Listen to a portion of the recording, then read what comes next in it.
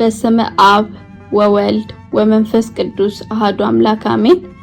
ሰላም እንዴት ናችሁ ልጆች? ሁሉ ሰላም? አሜን፣ እግዚአብሔር ይመስገን። እንኳን ወደዚህ ቻናል በሰላም መጣችሁ። አዲስ ከሆናችሁ ሰብስክራይብ በማድረግ ተቀላቀሉ። ለነባሮቹ አብራችሁኝ ስለሆናችሁና ስለምትከታተሉኝ አመሰግናለሁ። ዛሬ ይዤ የመጣሁት ከባለፈው የቀጠለውን የታላቋን ንግስት የእመቤታችን የቅድስት ድንግል ማርያምን ታሪክ ነው። ባለፈው ያቆምነው ዮሴፍ ድንግል ማርያምን ወደ ቤቱ ሲወስዳት ነው። ዛሬ ከቆመበት ታሪኩ ይቀጥላል። ክፍል 1ን ያልሰማችሁ ሂዱና ሰምታችሁ ወደዚህኛው ተመለሱ። ለሰማችሁ ደግሞ ይህንንም በማስተዋል ተከታተሉ። መልካም ቆይታ። ዮሴፍ በሞት ከተለየችው ሚስቱ የወለዳቸው 7 ልጆች ነበሩት። እነርሱም እናት ስላልነበራቸው የሚንከባከባቸው አልነበረም። ንጽሕት ድንግል ማርያም ግን ፍቅር እየሰጠች እየተንከባከበች ታሳድጋቸው ነበር። ምግብ እያበሰለች ውሃ እየቀዳች ልጆቹን በፍቅር እየተንከባከበች ዮሴፍን ደስ ታሰኘው ነበር። ልጆቹን በድንግል ማርያም ትህትናና ለእነርሱ ባላት ፍቅር እጅግ ይወዷት ነበር። ታላቋ ንግስት ድንግል ማርያም በዮሴፍ ቤት ሳለች የቤተ መቅደሱ ካህናት አንድ ነገር ተማከሩ። ለቤተ መቅደሱ መስኮት መጋረጃና ለመሬቱ የሚሆን ምንጣፍ እንዲያዘጋጁ ደናግል ሴቶችን ፈለጉ። የተባረከው ዘካርያስ ከዮሴፍ ቤት ድንግል ማርያምን አስጠራት። ብዙ ደናግላን በቤተ መቅደስ ለዚህ ስራ ተሰብስበው ነበርና ዕጣ ወጡላቸው። ያም ዕጣ ለድንግል ማርያም ወጣ። ድንግልም ይህንን ስራ እንድትሰራ ኃላፊነት ተሰጣት። ድንግልም የተሰጣትን ስራ ወደ ቤቷ ወስዳ በአማረ መልኩ ትሰራው ጀመር። ከዕለታት አንድ ቀን ዮሴፍ ነጋዴ ነበርና ዕቃ ሊገዛ ሩቅ ቦታ ሄደ። ንጽሕት ቅድስት ድንግል ማርያም ደግሞ ውሃ ልትቀዳ ወደ ያዕቆብ ጉድጓድ ሄደች። ውሃውን ቀርታ ስትመለስ አንድ ነገር ታዘበች።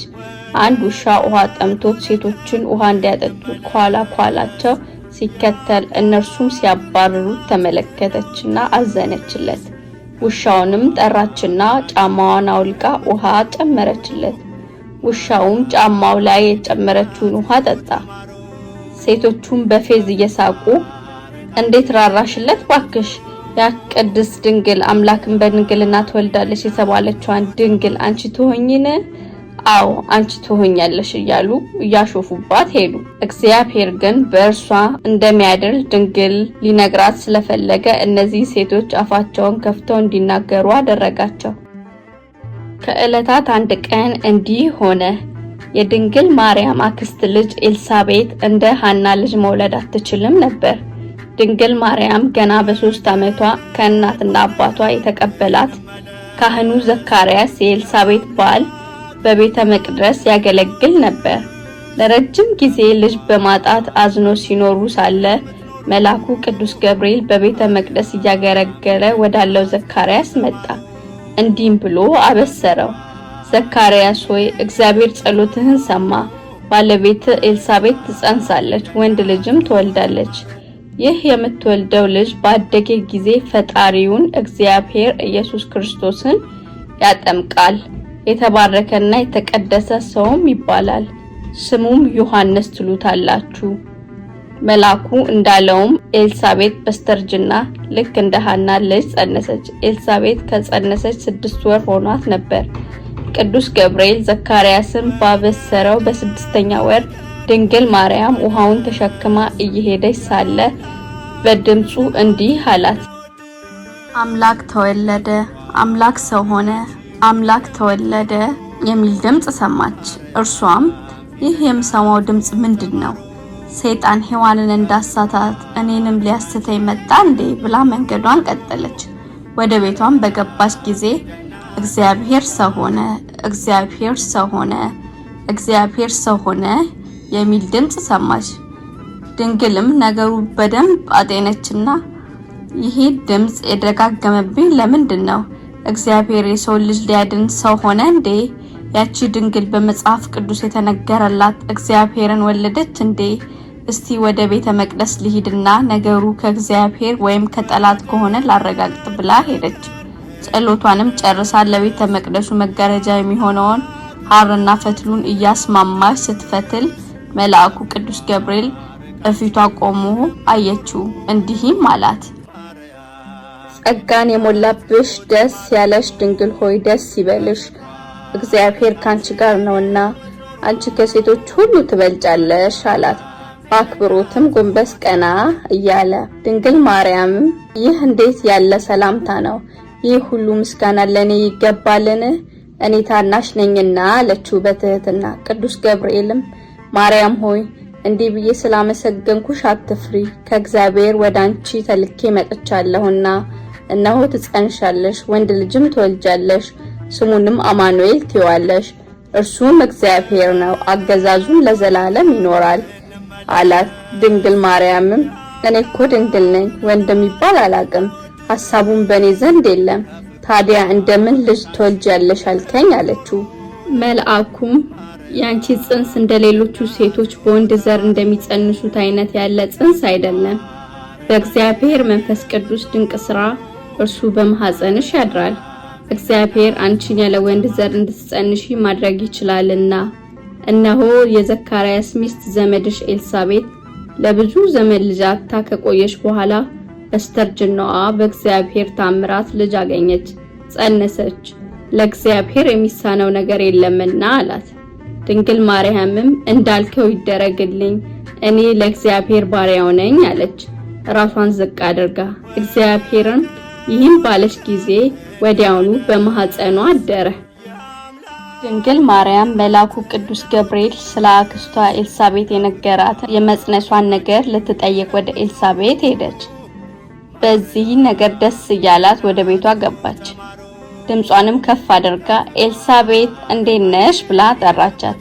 ኤልሳቤጥ የማርያምን ሰላምታ ወዲያውኑ እንደሰማች መንፈስ ቅዱስ በላይዋ ሞላባት። በማህፀኗ ያለውን ልጅ ሕፃኑ አመነች። ኤልሳቤጥም በማህፀኔ ያለው ጽንስ ድምጽሽን በሰማ ጊዜ በደስታ ዘለለ ባለቻት ጊዜ የገብርኤል ቃል እውነት እንደሆነ አወቀች። ድንግልም አምላኳን እንዲህ ብላ አመሰገነች፣ ነፍሴ እግዚአብሔርን ታላቅ ታደርገዋለች፣ መንፈሴም በመድኃኒቴ በእግዚአብሔር ደስ ይላታል፣ የባሪያይቱን መዋረድ አይቷልና። እነሆ ከዛሬ ጀምሮ ትውልድ ሁሉ ያመሰግኑኛል። እርሱ ብርቱ የሚሆን ታላቅ ሥራ ለኔ ያደርጓልና ስሙም ቅዱስ ነው። ለሚፈሩትም ምሕረቱ ለልጅ ልጅ ነው። ኃይልም በክንዱ አደረገ። በልባቸው ሐሳብ የሚኮሩትን ትዕቢተኞች በታተናቸው። ብርቶቹንም ከዙፋናቸው አዋረዳቸው። የተዋረዱትንም ከፍ ከፍ አደረጋቸው። የተራቡትንም በቸርነቱ አጠገባቸው። ባለጠጎችንም ባዶ እጃቸውን ሰደዳቸው። ምሕረቱን እንዲያስብ እስራኤል ባሪያውን ተቀበለ። ለአባታችን ለአብርሃም እስከ ዘላለሙ ድረስ እንደተናገረው። ዮሴፍ ከነበረበት የንግድ ቦታ ተመለሰ። ማርያምን ጸንሳ ባያት ጊዜ ደነገጠ። መሬቱ ላይ ወድቆ አለቀሰ። እርሷንም እንዲህ ብሎ ጠየቃት፣ አንቺ የእግዚአብሔር ሰው ማነው እንዲህ ጉድ ያደረገሽ? እኔ ርቄ ብሄድ እንዲህ ያለ ነገር መጣብሽን? በልጅነትሽ መላእክቱን እየላከ ሲመግብሽና ሲንከባከብሽ የነበረውን እግዚአብሔርን እንዴት ረሳሽ? ማነው እንዲህ ያስነወረሽ አላት። ድንግል ማርያም እኔ ማንም ጋር እንዳልሄድኩ ወንድ እንደማላውቅ አምላኬ ብቻ ያውቃል። ይህ በእኔ ላይ ሆኖ የምታየው ሁሉ በእግዚአብሔር አሰራር የሆነ ነገር ነው አለችው። ዮሴፍ የድንግል ማርያምን የመጸነሷን ምስጢር አልተረዳምና ተጨነቀ። በሙሴ ሕግ ባል ሳታገባ ጸንሳ የተገኘች ሴት ማይዘለፍ የሚባል አንጀት የሚበጣጥስ መጠጥ እንድትጠጣና እንድትሞት ያዝ ነበር። ዮሴፍም ሩሩ ስለነበረ ማርያምን በጽንሷ ምክንያት ማይዘለፍ አጠጥተው እንዳይገሏት ፈራ። ማንም እንዳያያት ሊደብቃት ፈለገ። ቢደብቃት ደግሞ ሕጋቸውን የሚያፈርስ እንዳይሆንና አምላኩን እንዳያሳዝነው ፈራ። በዚህ ነገር ሁሉ ተጨንቆ ወደ መቅደስ ሄዶ አልቅሶ ጸለየ። ወደ ቤቱ ሄዶ በተኛ ጊዜ መልአኩ ቅዱስ ገብርኤልም በሕልሙ እንዲህ ሲል አናገረው፣ ዮሴፍ ሆይ በድንግል ማርያም ላይ በሆነው ነገር አትፍራ፣ እርሷ የጸነሰችው ጽንስ በእግዚአብሔር መንፈስ ቅዱስ ድንቅ ሥራ ነው። እርሷ ግን ንጽሕትና ቅድስት ድንግል ናትና አትፍራ አለው። ዮሴፍም በዚህ ነገር ተደንቆ ዝም አለ። ማርያምም ንጽሕት ወንድ የማታውቅ እግዚአብሔር የመረጣት ሰው እንደሆነች አውቆ አከበራት። ዮሐንስ የተባለ ካህን ዮሴፍን ሊጠይቀው መጣ። ድንግል ማርያም ጸንሳ ባያት ጊዜ ከዮሴፍ ቤት ወጥቶ ወደ ቤተ መቅደስ ሄደ። ማርያም እንደጸነሰች ለካህናቱ ተናገረ። ካህናቱም ድንግል ማርያምን ከዮሴፍ ቤት አስጠሯት። ድንግል ማርያም እንደጸነሰች ባረጋገጡ ጊዜ በቁጣ ዮሴፍን አስጠሩት። ዮሴፍንም እንዲህ አሉት፣ የእግዚአብሔር ሰው የሆነችውን ማርያምን እንድትጠብቃት ብንሰጥህ እንዲህ ጉር ታደርገን? ለምን ይሄንን አደረግክ? አሉት። ዮሴፍም ነገሩ ከእግዚአብሔር እንደሆነ ስላወቀ ምንም አልመለሰም። እነርሱም በሉ ያንን ማይዘለፍ አምጡና ጠጧቸው፣ የሰሩት ነውር ይገለጥባቸዋል አሉና ጠጧቸው። ሁለቱ ምንም ሳይሆኑ በጤንነት ቆሙ። ማርያም ግን ይበልጡኑ የፊቷ ውበት እንደ ፀሐይ አበራ። እነርሱ ምንም እንዳልሆኑ ባዩ ጊዜ እነዚህስ ንጹሃን ናቸው ብለው ተዋቸው። ተደንቀውም ካህናቱ አሰናበቷቸው፣ በሰላም ወደ ቤታቸው ገቡ። እነርሱ በሚኖሩበት ሀገር ያለ አውግስጦስ ቄሳር የተባለ ዋናው ንጉስ የሀገሩ ሕዝብ እንዲቆጠሩ አዘዘ። ዮሴፍና ድንግል ማርያም በሕዝቡ ቆጠራ ላይ ሊመዘገቡ ወደ ኢየሩሳሌም መጡ። በዚያን ጊዜ ድንግል ማርያም ዮሴፍን እንዲህ አለችው፣ የመውለጃ ጊዜ ደርሷልና የት ልውለድ አለችው። ዮሴፍም በዚህ ሀገር ታዲያ የት ትወልጃለሽ? እስቲ ቆይ የምትወልጂበትን እንግዶች ማረፊያ ካለ የዚህ አካባቢ ሰዎች ልጠይቅ ብሎ ወጥቶ ሄደ። ንጹህ የሆነ የእንግዶች ማረፊያ ዮሴፍ አጣና አንድ የከብቶች በረት አገኘ። ድንግልም ወደዚያ በረት አስገብቶ አዋላጅ ሊፈልግ ወጣ። በመንገድ እየሄደ ሳለ መሬት ሲሰነጣጠቅ፣ ተራራው ሲነቃነቅ፣ እርሱ በነበረበት አካባቢ ሳር ሲግጡና ውሃ ሲጠጡ የነበሩ ላሞችና በጎች ወደ ሰማይ አቅንተው ሲያዩ ተመለከተ። ደንግጦም ድንግል ከነልጇ ወዳለችበት የከብቶች በረት ተመለሰ። በረቱ በብርሃን ተሞልቶ ጌታ ኢየሱስ ክርስቶስ በግርግም ተኝቶ፣ ድንግል ብሩህ ደመና ጋርዷት በጤንነት ከልጇ አጠገብ ቆሞ አገኛት። ከቤቱም ብርሃን ወጥቶ ምድር ሁሉ ብርሃን ሲጋረደው ተመለከተ። ከቅዱሳን መላእክት አንዱ ቅዱስ ገብርኤል ተልኮ እረኞች ወዳሉበት ሜዳ ሄደ። ከእርሱ ጋር ብዙ መላእክት ነበሩ። እረኞቹም የጌታ መልአክ ብርሃን ለብሶ ባዩት ጊዜ ደንግጠው ወደቁ። መልአኩም አረጋግቶ አስነሳቸውና እነሆ ደስ የሚል ዜና ይዤላችሁ መጥቻለሁ። ወደ ቤተልሔም ሂዱ፣ እነሆ አምላካችሁ እግዚአብሔር ሰዎችን ሊያድን በቤተልሔም ተወልዷል። ምልክት እንዲሆናችሁ ሕፃኑ በበረት በጨርቅ ተጠቅልሎ ግርግም ላይ ተኝቶ ታገኙታላችሁ አላቸው። እነርሱም ከብቶቻቸውን አህዮቻቸውን ይዘው ወደ ቤተልሔም መጡ። ጌታ የተወለደበት ቀን ወቅቱ እጅግ ይበርድ ነበርና እንስሳቱ ፈጣሪያቸው ኢየሱስ ክርስቶስ እንደሆነ አውቀው እንዳይበርድ በትንፋሻቸው እፍ እፍ እያሉ ያሞቁት ነበር። በጌታ ልደት ጊዜ ሰብአ ሰገል የሚባሉ ጠቢባን ሰዎች ከሩቅ አገር ኮከብ እየመራቸው መጡ። ልጆች እነዚህ ሰዎች የኛ ፈጣሪና አምላክ ኮከብ ነው ብለው ያመልኩ ነበር። አባታቸውም የፋርስና የባቢሎን ንጉስ ነበር። እስራኤላውያንን አሸንፎ ገዝቷቸው ነበር። እስራኤላውያን ዘንድ ቅዱስ የሆኑ የእግዚአብሔር ነቢያት ጌታ ኢየሱስ እንደሚወለድ ቀደም ብሎ መንፈስ ቅዱስ ገልጾላቸው ነበር። የአይሁድ ንጉስ ክርስቶስ ይወለዳል፣ እርሱም የአማልክት አምላክ ተብሎ ይጠራል ብለው ሲናገሩ የልጆቹ አባት ሰምቶ ለልጆቹ እንዲህ አላቸው፣ የአይሁድ ንጉስ ክርስቶስ በተወለደ ጊዜ ድንቅ ኮከብ በሰማይ ላይ ታያላችሁ። ይህ ኮከብ በሰማይ ወጥቶ ባያችሁ ጊዜ ይህን ወርቅ፣ ዕጣን፣ ከርቤና ይህችን የሚለብሳትን ልብስ ይዛችሁ ሂዱና ሰግዳችሁ ገብሩለት ብሏቸው ነበር። አባታቸው እንዳላቸው አንድ ቀን እነርሱ ከሚያመልኩት የኮከብ አይነት ወጣ ያለ ኮከብ በሰማይ ላይ አዩ። ያ ኮከብ እጅግ ያምር ነበር። ወርቅ፣ ዕጣን፣ ከርቤውንና የሚለብሰውን ልብስ ያዙና ሰማይ ላይ የሚሄደውን ልዩ ኮከብ ተከትለው በኮከቡ እየተመሩ ከንጉስ ሄሮድስ ዘንድ ደረሱ። ኮከቡም ተሰወረባቸው። ይህንን ምስጢር የነገራቸው አባታቸው ንጉስ ክርስቶስ ይወለዳል ብሏቸው ስለነበር ምድራዊ ንጉስ መስሏቸው ወደ ንጉስ ሄሮድስ ገቡ። ልጆች፣ የኢየሱስ ክርስቶስ ንጉስነት ግን በሰማይም በምድርም ነው። እርሱ ሁሉን የፈጠረ የሁሉም የበላይ ስለሆነ ንጉስ ይባላል። ሄሮድስንም እንዲህ አሉት፣ የአይሁድ ንጉስ የሆነ ሕፃኑ ክርስቶስ የተወለደው ወዴት ነው አሉ። ለእርሱም ልንሰግድለት ወደዚህ መጥተናልና ብለው ጠየቁ። ሄሮድስም ይህንን ሲሰማ እጅግ ደነገጠ። ስለ ሕፃኑ ንጉስ ኢየሱስ ክርስቶስ ከሰባ ሰገል በደንብ ከተረዳ በኋላ የሀገሩን ካህናት አስጠራቸው። በመጽሐፋችሁ ክርስቶስን የምትወልድ ድንግል እንዳለች ተጽፏልን?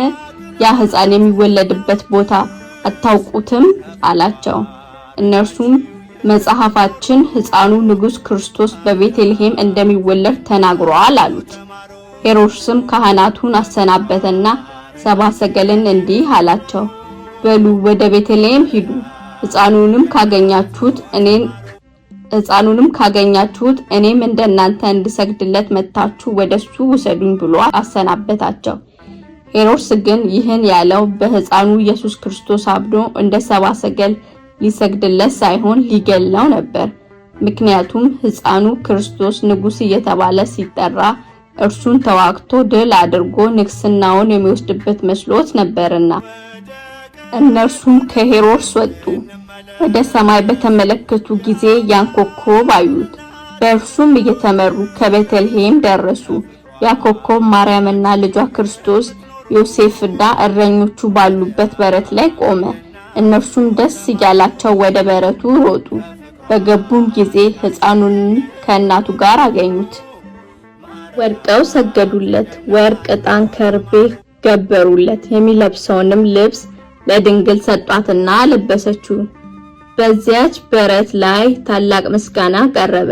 ቅዱሳን መላእክት፣ እረኞችና ሰባ ሰገል በአንድነት እንዲህ እያሉ አመሰገኑ። ምስጋና ለእግዚአብሔር በሰማያት ለሰውም ሰላም ይሁን በምድር ሃሌሉያ እያሉ አመሰገኑ። ድንግል ማርያምም ይህን ድንቅ ነገር ታስተውልና በልቧ ትጠብቀው ነበር። ዮሴፍም ድንግል ማርያም በትክክል ሁሉን የፈጠረ አምላክ እናት እንደሆነች በሚገባ ተረዳ፣ አከበራትም። ሰባ ሰገልም ለሄሮድስ ሄደው ሊነግሩት አስበው ሳለ መልአኩ መንገዳቸውን ቀይረው በሌላ መንገድ ወደ ሀገራቸው እንዲገቡ አዘዛቸው። ድንግል እንደ ሕጋቸው በስምንተኛው ቀን ወደ ቤተ መቅደስ ይዛው ሄደች። በዚያም የጌታችን የሕፃኑን የኢየሱስ ክርስቶስን መወለድ ያይ ዘንድ 500 ዓመት እግዚአብሔር ያኖረው ጻድቅና ትጉ የሆነ ስምዖን የተባለ ሽማግሌ ነበር። ድንግልን ቀረበና ልጅሽን እንዳመሰግነው ስጭኝ አላት። እርሷም ሰጠችው። እርሱም የእግዚአብሔር ቅዱስ መንፈስ ለወደፊቱ የሚሆነውን ገልጦለት ጮሆ እንዲህ አለ፣ አንተ ቅዱስ ሕፃን፣ አንተ እግዚአብሔር ነህ። የሰው ልጅ ሁሉ ልታድን ሰው ሆነ አይቼሃለሁና አመሰግንሃለሁ አለና ወደ ድንግል ቀና ብሎ የኢየሱስ ክርስቶስ በሄሮድስ ምክንያት መሰደዱን፣ በክፉዎች አይሁድ ግፍ መሰቀሉን ቀድሞ ተረዳና አንቺ ሴት በዚህ ልጅ ምክንያት ሰይፍ የሆነ መከራ በነፍስሽ ያልፋል፣ ብዙ ሐዘን በልጅሽ ምክንያት ይደርስብሻል አላት። ድንግል ይህንን ሰምታ አለቀሰች። ሄሮድስ ሰባ ሰገል ጠብቆ እንዳልመጡ በተረዳ ጊዜ ተቆጣ። ጌታ በተወለደበት ቤተልሔም አካባቢ የሚኖሩ ከ2 ዓመት በታች የሆኑ ሕፃናት በአደባባይ እንዲሰበሰቡ አዘዘ። የድንግል ልጅ ሕፃኑ ኢየሱስ ክርስቶስን ለማግኘት ለመግደል እንዲህ ብሎ አዋጅ አወጀ። ሄሮድስ በቤተልሔም አካባቢ ያሉ ከ2 ዓመት በታች የሆኑ ሕፃናትን ምግብና ልብስ ሊሰጣቸው ስለፈለገ ልጆቻችሁን ወደ አደባባዩ ይዛችሁ ውጡ። እዚያን ጊዜ የእግዚአብሔር መልአክ ለዮሴፍ ተገልጦ ሄሮድስ ሕፃኑን ሊገለው ይፈልጋልና እናቱንና ሕፃኑን ይዘ ወደ ግብጽ በረሃ ሽሽ አለው። ዮሴፍም እንደተባለው አደረገው። መልአኩ ለደገኛው ካህን ዘካርያስ ተገልጾ በስተርጅና የወለዱትን ሕፃኑን ዮሐንስን ኤልሳቤጥ ይዛ ወደ በረሃ እንድትሸሽ አዘዘው። ማርያምም ልጇን ይዛ ወደ ግብጽ ተሰደደች። የአክስቷ ልጅ ኤልሳቤጥ ልጇ ዮሐንስን ይዛ ወደ በረሃ ሸሸች። ሄሮድስ እነዚህ እርዳታ ሰጣቸዋለሁ ብሎ የሰበሰባቸውን 144,000 ሕፃናት ክርስቶስ ከነርሱ መካከል አገኘዋለሁ ብሎ በሰይፍ አስገደላቸው። በዚያ ተሰብስበው የነበሩ እናቶች ጩኸት በሰማይ እስካለው የመላእክት ከተማ ራማ ድረስ ተሰማ። ሐዘንና ለቅሶ በረታ። ሄሮድስ የማርያም ዘመድ የሆነችውን የዘካርያስን ልጅ ዮሐንስን ሊገል ፈለገ። እናቱ ይዛው ወደ በረሃ በመሸሿ ሕፃኑ ዮሐንስን ሊያገኘው አልቻለም። ወታደሮቹን ወደ ዘካርያስ ላከ። ወታደሮቹ በልጁ በዮሐንስ ፈንታ ዘካርያስን በቤተ መቅደስ ውስጥ በግፍ በሰይፍ መተው ገደሉት። ደሙም በቤተ መቅደስ ፈሰሰ። ሄሮድስ ድንግል ማርያም ወደ ግብጽ በረሃ እንደሸሸች አጋንንት ነገሩት። በእነርሱም ያመልክ ነበርና ኢየሱስን አገኘዋለሁ ብሎ እነዛን 1000 ሕፃናት እንዲገል ያደረገው እነዚህ አጋንንት ነበሩና ወታደሮቹ አሳደው እርሷንና ልጇን ይዘው ካመጡ ብዙ ሽልማት እንደሚሸልማቸው ነገራቸው። እነርሱም በፈረስ ሽምጥ እየጋለቡ በረሃ ለበረሃ ድንግልን ያሳድዷት ጀመር። ድንግልም 3 ዓመት ከ6 ወር በብዙ መከራ ረሃብና ጥም ለቅሶና ሐዘን በግብጽ በረሃ ዞረች። ከግብጽ ወደ ኢትዮጵያ ተጉዛ መጣች። ወደ አንድ ቤትም ቀርባ እንግዶች ነን፣ ስለ እግዚአብሔር ብላችሁ ተቀበሉን፣ የእግዚአብሔር ስደተኛ ነንና ስለ እግዚአብሔር ብላችሁ አሳድሩን አለች። በዚያ አካባቢ የነበሩ ሰዎችም እንግዳ መጣለን እያሉ ከቤታቸው ያላቸውን ሁሉ እያመጡ በጥሩ አቀባበል አስተናገዷቸው። ድንግል ማርያምም ደስ ብሏት ልጇን እንዲህ አለችው፣ ልጄ የዚህ ሀገር ሰዎች እንደምን የተባረኩ ናቸው። እስካሁን በግብጽ በረሃ እኔ እናትህን ካንተና ከወዳጆቼ ጋር ስሰደድ እንደዚህ አድርጎ ያስተናገደኝ የለም። የዚህ ሀገር ሰዎች እንደ አብርሃም ስደተኞችን ተቀብለው ያበላሉ፣ ያጠጣሉ፣ በቤታቸውም ያሳርፋሉ።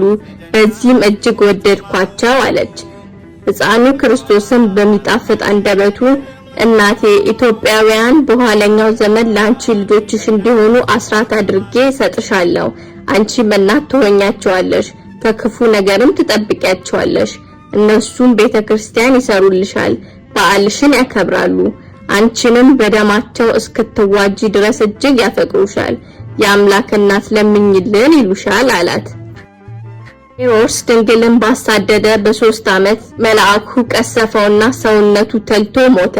የእግዚአብሔር መልአክ ለዮሴፍ በሕልሙ ተገለጠና ዮሴፍ ሆይ ሄሮድስ ሞቷልና ወደ ሀገር ተመለስ አለው። ከኢትዮጵያ ወጥተው ወደ ሀገራቸው ተመለሱ። የድንግል ልጅ አድጎ 30 ዓመት ሆነው። በተባረከው የእግዚአብሔር ካህን በነበረው ዘካርያስና በኤልሳቤጥ ልጅ በዮሐንስ እጅ ጌታ በዮርዳኖስ ተጠመቀ። በዚያም 40 ቀን በቆሮንቶስ ገዳም ጾሞና ጸልዮ ካበቃ በኋላ ከሚወዳት እናቱ ድንግል ማርያምና ከሚወዳቸው ተከታዮቹ ከሆኑ 12ቱ ደቀ መዛሙርት ጋር ወደ ሰርግ ቤት መጣ።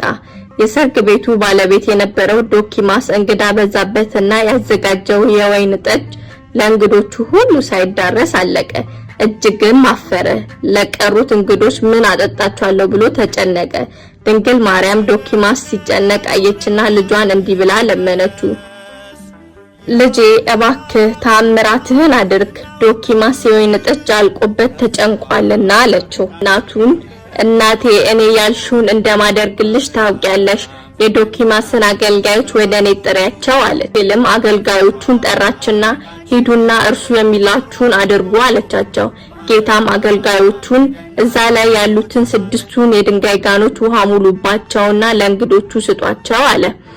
እነርሱም እንደተባሉት አደረጉ። የጋኑን ውሃ መልሰው በቀዱ ጊዜ እጅግ ጣፋጭ የሆነ ወይን ሆኖ አገኙት። ጌታችን ኢየሱስ ክርስቶስ በልዩ ተአምራቱ ውሃን ወደ ወይን ቀየረ። በዚያ የነበሩ ሰዎች ሁሉ የድንግል ልጅ ኢየሱስ ክርስቶስ እግዚአብሔር እንደሆነ አመኑ። ድንግል ማርያም ወደ ልጇ ለመናና አማልዳ ዶኪማስን ከአፍረት አዳነችው። የድንግል ማርያም ልጅ ጌታ ኢየሱስ ክርስቶስ ቃሉን እያስተማረ 3 ዓመት በእስራኤል ሁሉ ዞረ።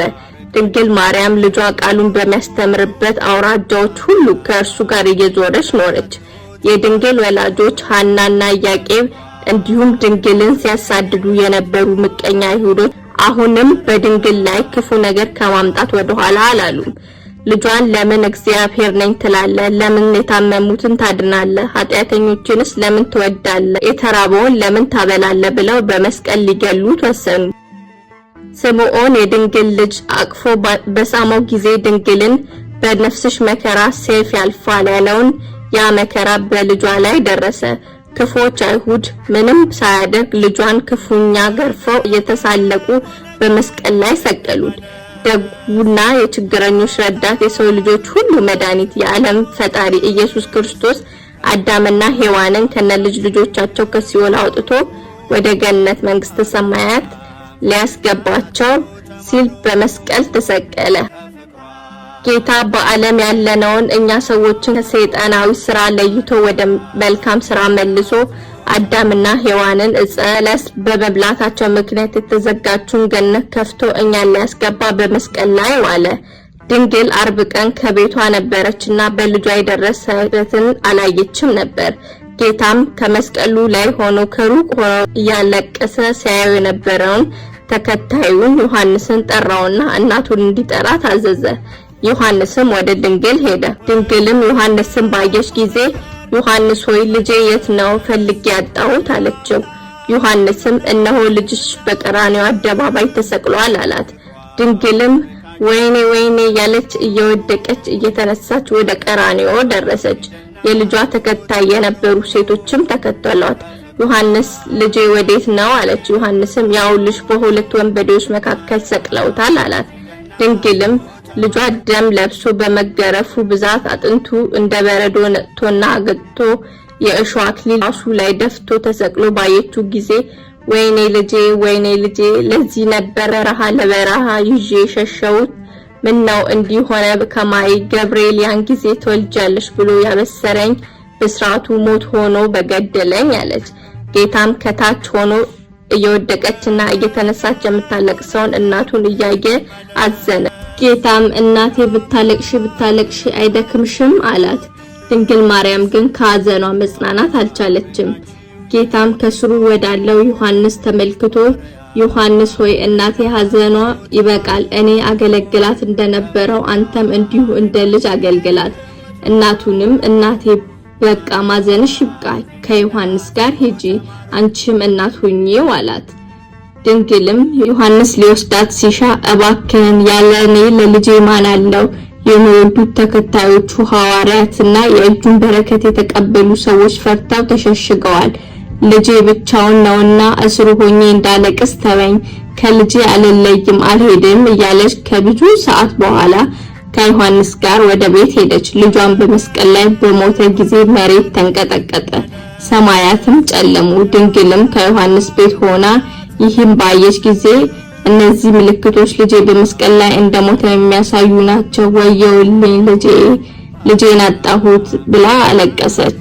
ዮሐንስም ለቅሷን እያየ አብሯት ብዙ አለቀሰ። ዮሴፍና ኒቆዲሞስ የተባሉ የተባረኩ ሰዎች ጌታን ከመስቀሉ ላይ አውርደው በአዲስ መቃብር ቀበሩት።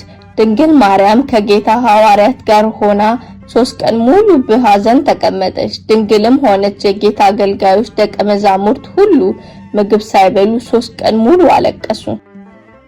ኛው ቀን ድንግል ማርያም የልጇ ደቀ መዛሙርት ከበዋት በሐዘን ተቀምጣ ሳለች እግዚአብሔር ኢየሱስ ክርስቶስ በታላቅ ክብር ብርሃን ተጎናጽፎ ተነስቶ አየችው። ልጇ ከብዙ ሕመምና ከመከራ ያዳናቸው በልጇ አምነው ከሷ ጋር የተከተሉ ሁሉ ጌታቸው ተነስቶ ባዩ ጊዜ በደስታ እልል አሉ። ጌታ ሐዘናቸውን በደስታ ለወጠላቸው።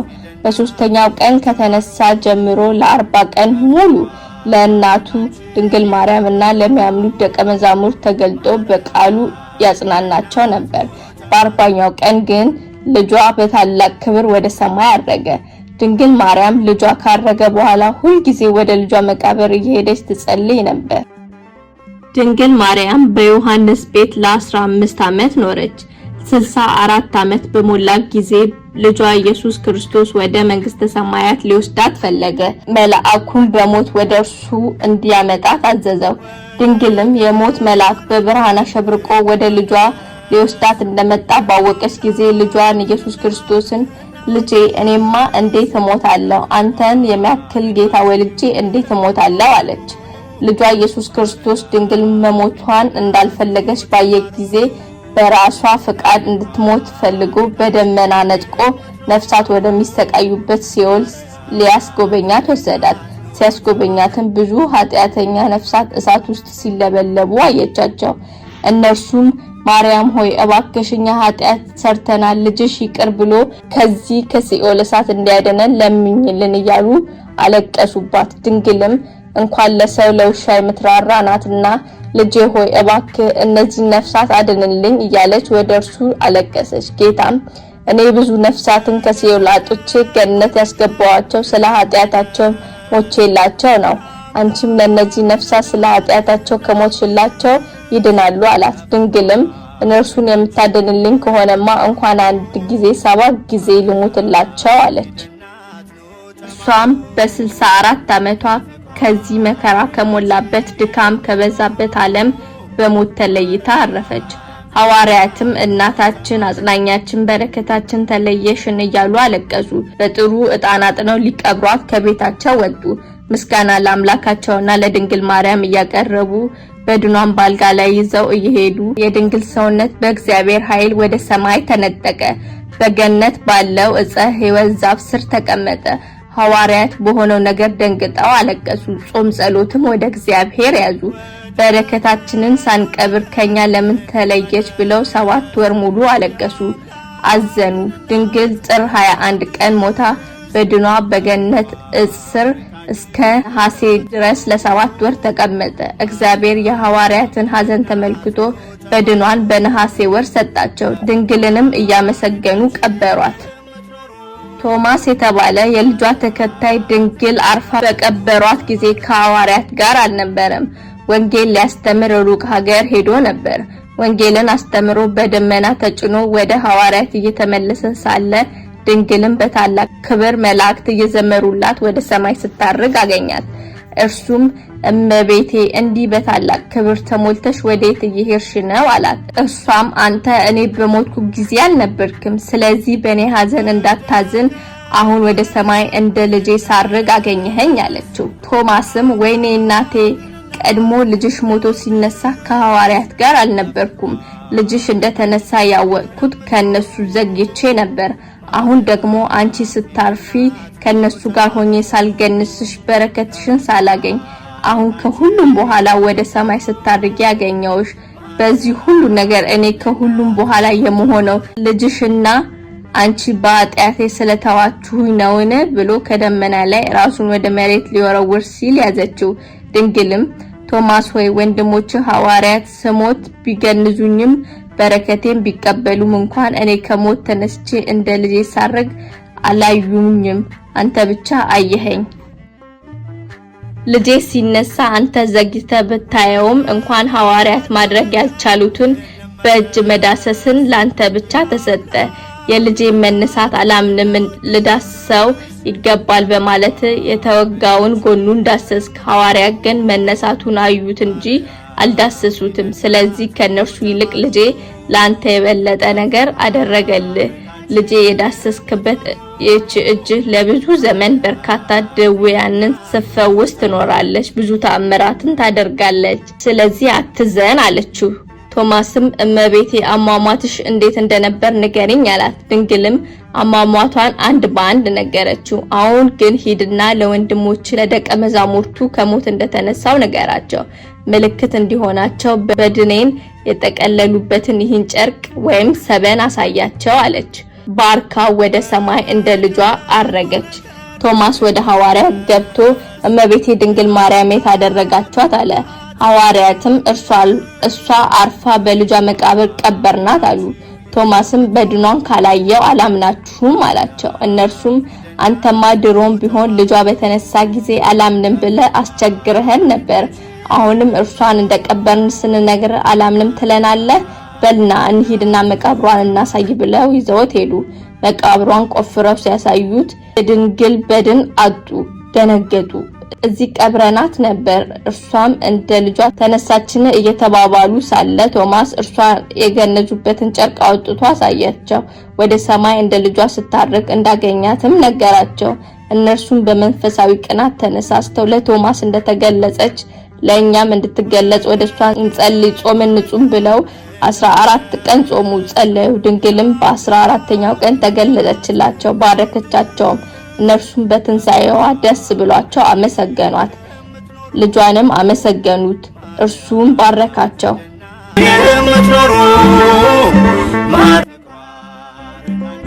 ልጆች የእመቤታችንን ታሪክ ሰማችሁ አይደል? እንግዲህ እንደነገርኳችሁ ታሪኩን በተቻለ መጠን አሳጥሬ ነው የነገርኳችሁ። እመቤታችን ቅድስት ድንግል ማርያም ከዚህ የሚበልጡ በጣም ብዙ ሰፊ ታሪክ ነው ያላት፣ በመጽሐፍ ቅዱስ ላይ ተጽፎ ይገኛል እና ብዙ ተአምራት ያላት እናት ናት። እናታችን ቅድስት ድንግል ማርያም አማላጃችን፣ መመኪያችን፣ አስታራቂያችን፣ ብዙ ነገራችን ናት ለኛ ለኦርቶዶክሳውያን እና ልትወዷት ልታከብሯት ይገባል። እሷም ሁሉንም የሰው ልጆች በፍጹም ፍቅር የምትወድ እናት ናት። እሷ ስላለችን በጣም እድለኞች ነን። እናከብራታለን፣ እንወዳታለን። ድንግል ማርያም ሁሌም እናታችን እመቤታችን ናት። ይሄንን እንዳትረሱ፣ ልታከብሯት ልትወዷት ይገባል። በሚቀጥለው በአዲስ ታሪክ እስክንገናኝ ድረስ ሰላም ቆዩ። ይሄንን ታሪክ ለሌሎች ማካፈል እንዳትረሱ። ሰብስክራይብ ያላደረጋችሁ ሰብስክራይብ በማድረግና የደውል ምልክቱን በመጫን አዲስ ቪዲዮ ሲወጣ ቀድሞ ይደርሳችኋል። ለዛሬ አብራችሁን ስለነበራችሁ አመሰግናለሁ። ሰላም ቆዩኝ።